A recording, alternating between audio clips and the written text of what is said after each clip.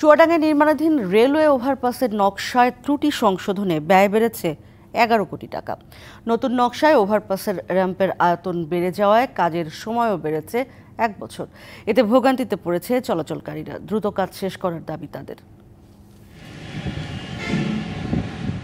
চুয়াডাঙ্গা শহরের রেলবাজার এলাকায় অনেকটাই দৃশ্যমান রেলওয়ে ওভারপাসের উড়ালপথ।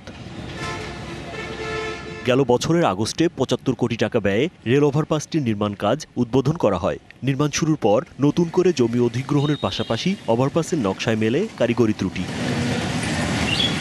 নতুন করে জমি অধিগ্রহণ ও পরিবর্তিত নকশায় ওভারপাসের দুই প্রান্তের র্যাম্পের আয়তন বেড়েছে ১১২ মিটার। এতে ১০,৯৮,৯০,০০০ টাকা ব্যয় বেড়ে তা দাঁড়িয়েছে ৮৬ কোটি ১০ লাখ টাকায়। এছাড়া চলতি বছরের জুনের পরিবর্তে কাজ শেষের সময় বেড়েছে ২০২৫ সালের জুন পর্যন্ত। এই যে বর্ষার সময় এখন যে কাদা পানি, পায়ে হেঁটে চলার কিন্তু মানুষের কোনো সুযোগ নেই। ওভারপাসটা নির্মাণ হলে এটা ভালো হবে।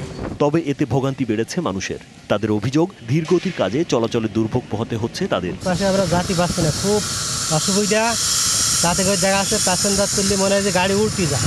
রাস্তা উঁচু নিচ, আমাদের অটো উল্টে যাচ্ছে, রিক্সা উল্টে যাচ্ছে। এ পর্যন্ত কাজ শেষ হয়েছে প্রায় ৪০%। নির্ধারিত সময়ের আগেই কাজ শেষ করার আশ্বাস প্রকল্প সংশ্লিষ্টদের। ইতিমধ্যে প্রায় 40% মতো কাজ আমরা ইতিমধ্যে সম্পন্ন করেছি। ২০২৫ সালের জুন পর্যন্ত মেয়াদ আছে, কিন্তু আমরা আশা করছি ডিসেম্বরের মধ্যে আমরা হয়তো প্রজেক্টটা শেষ করে ফেলতে পারবো, যদি আমরা ল্যান্ডটা আমরা এর ভিতরে পেয়ে যাই। দ্রুত কাজ শেষ হবে ওভারপাসটি, আর সহজ হবে চলাচল, বাঁচবে সময়, এমন প্রত্যাশা চুয়াডাঙ্গা শহরবাসীর। DBC news desk.